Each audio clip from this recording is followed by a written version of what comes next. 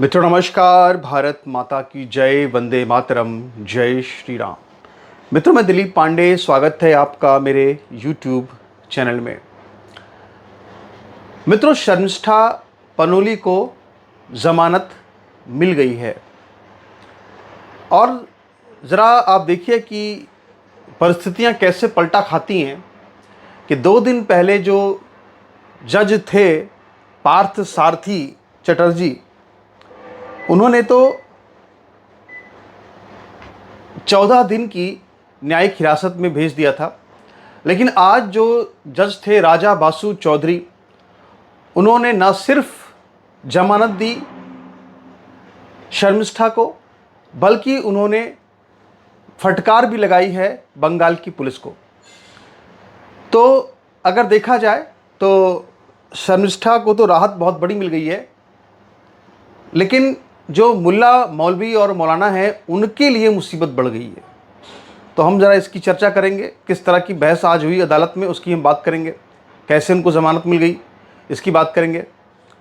लेकिन यहाँ पर जो एक सबसे ज़रूरी और समझने वाली बात है वो ये है कि जो अरेस्ट हुआ था, यानी कि जो गिरफ्तारी की गई थी शर्मिष्ठा पनोली की, जो बहस हो रही थी वो बहस अदालत के अंदर इस बात पर हो रही थी कि आखिर शर्मिष्ठा पनोली को जिस प्रक्रिया के तहत गिरफ्तार किया गया है वो प्रक्रिया आखिर सही है या कि गलत है। तो अब जब बंगाल की पुलिस जो थी, उसके जो वकील थे, पहले तो आपको याद होगा कि जब ये केस शुरू होता है तो उस समय आप जानते हैं टीएमसी के सांसद हैं कल्याण बनर्जी, जो एडवोकेट भी हैं। जब पहली बार जब पार्थ सारथी चटर्जी की अदालत में ये केस गया था और इसकी याचिका, जो जमानत की याचिका थी, वो शर्मिष्ठा पनोली ने लगाई थी कि मुझे जमानत दी जाए। तो शर्मिष्ठा के खिलाफ जो वकील खड़े हुए थे, वो वकील कौन थे आप जानते हैं? वो वकील थे टीएमसी के सांसद कल्याण बनर्जी। यानी आप सोचिए कि एक हिंदू बेटी और दलित भी है वो, यानी ये लोग दलितों की इतनी बात करते हैं, एक दलित बेटी, उसको जेल में रखने के लिए कौन खड़ा हुआ सामने से? कल्याण बनर्जी खड़े हुए, जो कि टीएमसी के सांसद हैं। अब जो हिंदू पश्चिम बंगाल के अंदर कल्याण बनर्जी को वोट देते हैं, तो वो खुद ही सोच लें कि वो किस तरह के व्यक्ति को वोट दे रहे हैं। एक ऐसे व्यक्ति को वोट दे रहे हैं जो कि ना सिर्फ जिहादियों की और कठपुतलियों की, जिहादियों की कटी कठपुतली है, बल्कि सर तन से जुदा की सोच वाले लोगों की भी कठपुतली है कल्याण बनर्जी, क्योंकि उसको उनका वोट मिलता है। तो अब इसमें जरा मामला पलटा कैसे? जो पहले दिन की सुनवाई हुई थी, उस पहले दिन की सुनवाई में तो पार्थ सारथी चटर्जी ने कह दिया कि भाई 14 दिन की न्यायिक हिरासत इनको भेज दो।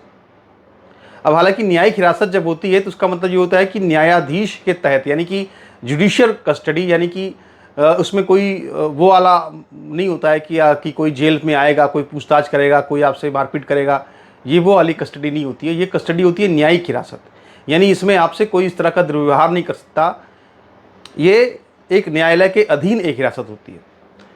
तो उनको जुडिशियल कस्टडी दे दी गई और इसके बाद फिर वेकेशन चूँकि शुरू हो चुके हैं और अदालतों में क्या होता है कि जून के महीने में छुट्टियां हो जाती हैं। तो उस समय जो ये जज थे पार्थ सारथी चटर्जी, ये छुट्टियों पर चले गए। तो नए जज आए केस को सुनने के लिए और वो उन जज का नाम था राजा बसु चौधरी।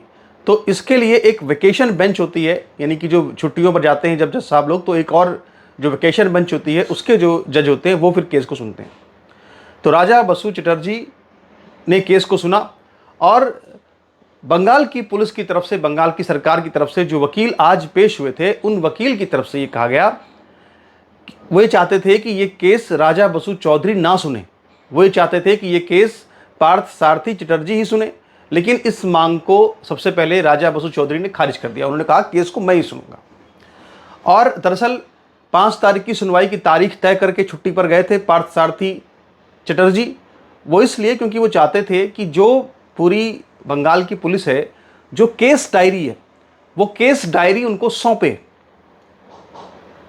क्योंकि ये अरेस्ट जो हुआ है ये लीगल है कि इलीगल है, यानी कि जो बयान दिया है उससे क्या है वो तो अलग की बात है, वो अपराध है कि नहीं वो तो बाद में तय होगा। पहले इस पर पूरी बहस हुई कि आखिर ये जो अरेस्ट है ये लीगल है कि इलीगल है। तो उसके लिए केस डायरी देखना जरूरी था, तो केस डायरी उस वक्त नहीं थी, तो आखिर 5 तारीख को केस डायरी पेश की गई किसके सामने? राजा बसु चौधरी के सामने। और केस डायरी देखते हुए इसके बाद फिर सवाल पूछना शुरू किया राजा बसु चौधरी ने बंगाल की पुलिस के वकील से कि भाई आप ये बताइए कि आपके पास ग्राउंड ऑफ अरेस्ट क्या था, आपके पास क्या ग्राउंड ऑफ अरेस्ट था, आपने कैसे अरेस्ट किया? तो बंगाल की पुलिस की तरफ से ये कहा गया कि हम बार बार नोटिस सर्व कर रहे थे इनके माता पिता को, इनको, लेकिन ये लोग चूंकि कोई जवाब नहीं दे रहे थे इसलिए हमको इनको गिरफ्तार करना पड़ा। और इसके अलावा दूसरा कोई भी, अब चूंकि नोटिस सर्व करने वाली बात जहां तक है तो इस पर ही मामला फंस गया, क्योंकि अब जाहिर सी बात है कि अब उस तरफ से भी जवाब आएगा कि आपने नोटिस सर्व किया कि नहीं किया, क्या हुआ। दूसरा, जिस तरह से हरियाणा के अंदर से गिरफ्तारी हुई और उसमें आपने प्रॉपर जो प्रोसेस है उसका फॉलो किया कि नहीं किया, आपने गुरुग्राम से गिरफ्तारी की तो आपने क्या प्रोसेस फॉलो किया, इन सब सवालों पर जो है वहाँ पे पश्चिम बंगाल की पुलिस जो है वो घिर गई। अब इसके बाद जो सवाल पूछा इसके बाद जज साहब ने, वो पूछा DP Singh, advocate DP Singh, जो कि शर्मिष्ठा पनोली की तरफ से वकील नियुक्त हुए थे। उन्होंने अपनी बात रखना शुरू की। उन्होंने इसमें बिल्कुल साफ साफ 2-3 बातें कही, जो कि उनका अगर बयान भी देखें तो वो ANI की एजेंसी जो है उस पर उनका बयान आया हुआ है, उसी ने उनका बयान लिया है। मैंने भी बाइट सुनी है, पर मैं आपको दिखा नहीं रहा हूँ क्योंकि कॉपीराइट नोटिस का चक्कर है, इसलिए मैं आपको बयान नहीं दिखा रहा हूँ। पर जो डीपी सिंह ने कहा वो क्या कहा? डीपी सिंह ने दरअसल ये कहा है कि उन्होंने कोर्ट के सामने जो आर्गुमेंट किए वो क्या किए। उन्होंने पहला आर्गुमेंट ये किया कि ये जो पूरा मामला है ये ऑपरेशन सिंदूर के दौरान का मामला है, जब किसी पाकिस्तानी यूजर के साथ में जो शर्मिष्ठा पनोली थी वो भिड़ रही थी, और इस मामले में जो पूरा मामला था ये हिंदुस्तान पाकिस्तान का मामला था, ये कहीं भी हिंदू मुसलमान का मामला नहीं था।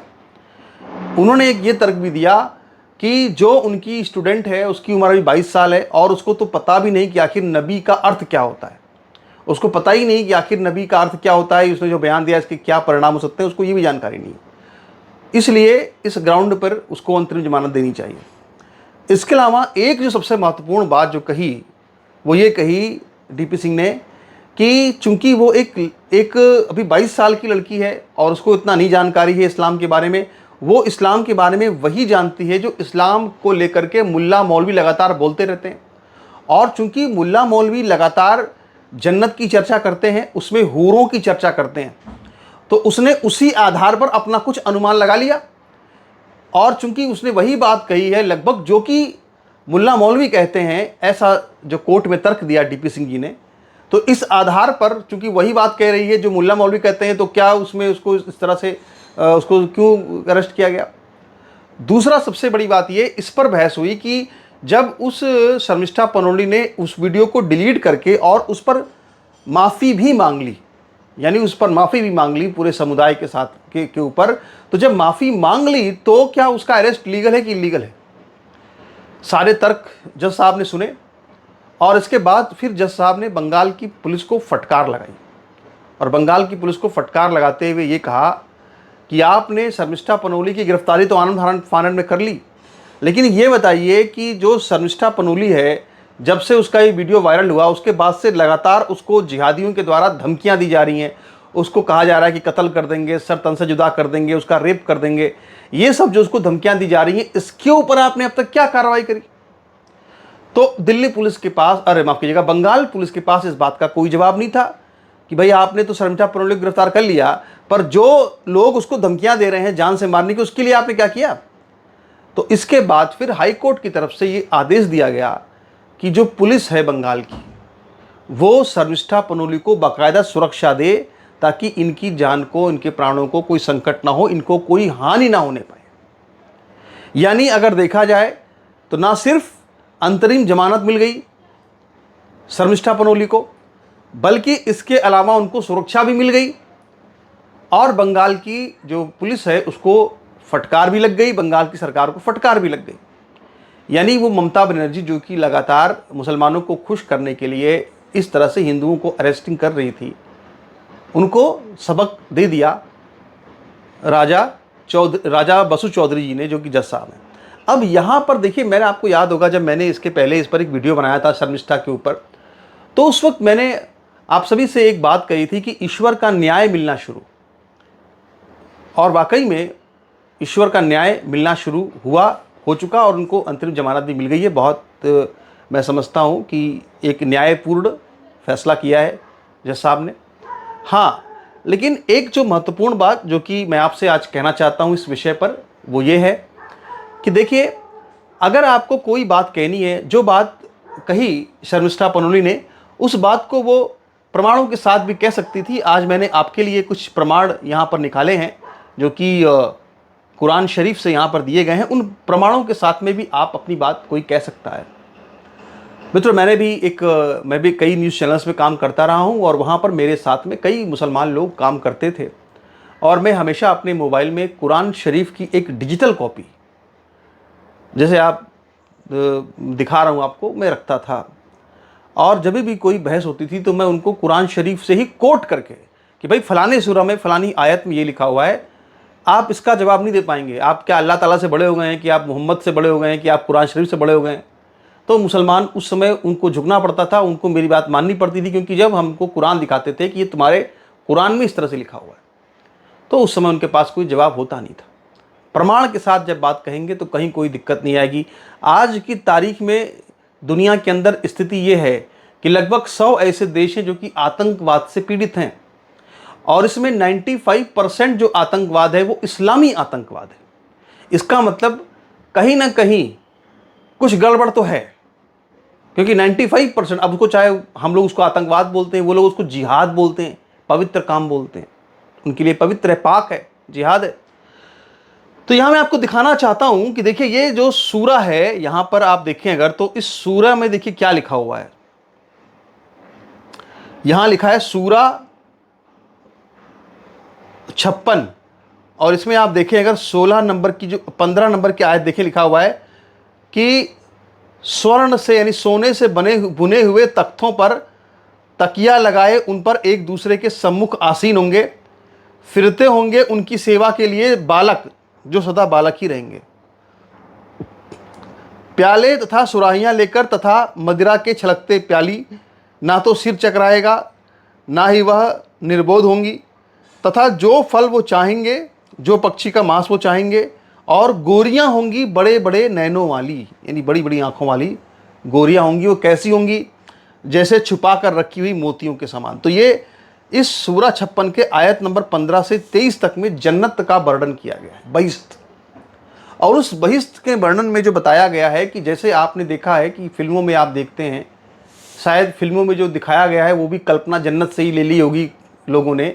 आप देखिए जो एक बड़ी वेब सीरीज आई थी संजय लीला बंसाली की, मैंने तो देखी नहीं है, कुछ मैंने शॉर्ट देखे थे, अगर आपने देखी हो तो आप जानते होंगे वहाँ पर कैसे जो नवाब होते थे वो गाउन तकिया लगा कर बैठते थे।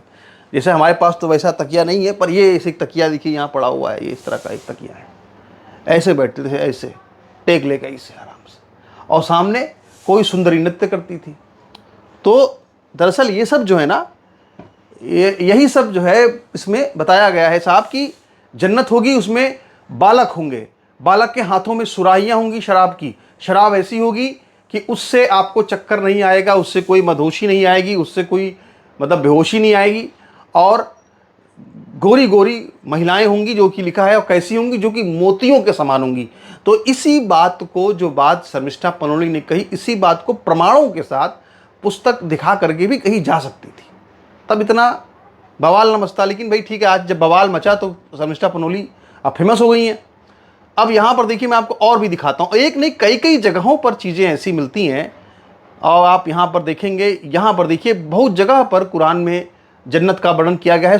ये जन्नत की सूरा 37, माफ़ कीजिएगा, कुरान की सूरा 37 लिखती है, लिखा है कि यहाँ पर देखिए उसमें कि यहाँ पे लिखा है बागों में तख्तों पर चैन से आमने सामने बैठे होंगे, उनमें साफ सफ़ेद बुर्राक शराब के जाम का दौर चल रहा होगा जो पीने वालों को बड़ा मज़ा देगा, और फिर ना उस शराब में खुमार की वजह से दर्द सर होगा, यानी सर दर्द नहीं होगा, उसे पीने से मतवाले होंगे, ना मतलब ना तो मतवाले होंगे ना सर दर्द, लिखा है।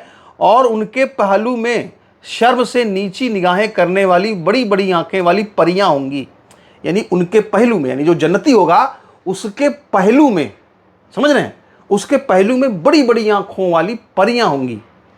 ये बात भी इसमें कुरान में लिखी हुई है। ये सूरा नंबर 37 की आयत नंबर आप देखिए तो पूरा पढ़ लीजिए आप। लगभग 37 आयत से लेकर के ये 48 आयत तक पूरा इसमें जिक्र आता है। और भी आप देख सकते हैं, अगर आप चाहें तो मैंने बहुत से और भी कोट्स निकाले हैं, यहाँ पर भी ऐसा होगा। देखिए यहाँ पे ये कौन सी, ये सूरह 44 है। सूरह 44 की आयत यहाँ पे लिखा है, ऐसा ही होगा और हम बड़ी बड़ी आंखों वाली हूरों से उनके जोड़े लगा देंगे। अब कहीं कहीं पर इसमें ये कहा गया है कि हूरों से शादी करा देंगे, कहीं जोड़े लगा देंगे, कहीं निकाह करा देंगे, जो भी है, पर वो मतलब उनको एक फ्रेंड देंगे, जन्नतियों को गर्लफ्रेंड देंगे। मतलब अगर संसारी भाषा में कहें, आप हमारी आपकी भाषा में, एक गर्लफ्रेंड देंगे जो हूरें होंगी, बड़ी बड़ी उनकी आंखें होंगी। और खास जोर जो दिया गया है बड़ी बड़ी आंखों पर दिया गया है। और बड़ी बड़ी आंखें होंगी, विशाल आंखें होंगी, एकदम माधुरी दीक्षित जैसी आंखें होंगी, ऐश्वर्या राय जैसी आंखें होंगी। तो भैया ये जो है सब इसमें लिखा हुआ है, आप इसको कोई भी पढ़ सकता है, सब अवेलेबल है, मैं सब प्रमाण दे दिया। तो इसी तरह से हमारा ये कहना है कि किसी को कुछ कहना है सावधानी से कहिए, प्रमाण के साथ कहिए, कहीं कोई ऐसी दिक्कत नहीं है। इतने सारे जो एक्स मुस्लिम्स हैं वो अपनी बात कहते हैं, पर वो एक एक चीज़ का प्रमाण देकर कहते हैं, तो उनके खिलाफ कोई एक्शन नहीं हो पाता। तो जो आप जब प्रमाण के साथ बात कहेंगे तो कोई समस्या नहीं आएगी। इसी के साथ अब एक बार फिर से ये प्रार्थना करते हुए कि आप ज़रूर इस चैनल को सब्सक्राइब कीजिए, और अगर आप पहली बार आए हैं तो ज़रूर नोटिफिकेशन बेल को प्रेस कीजिए। नमस्कार।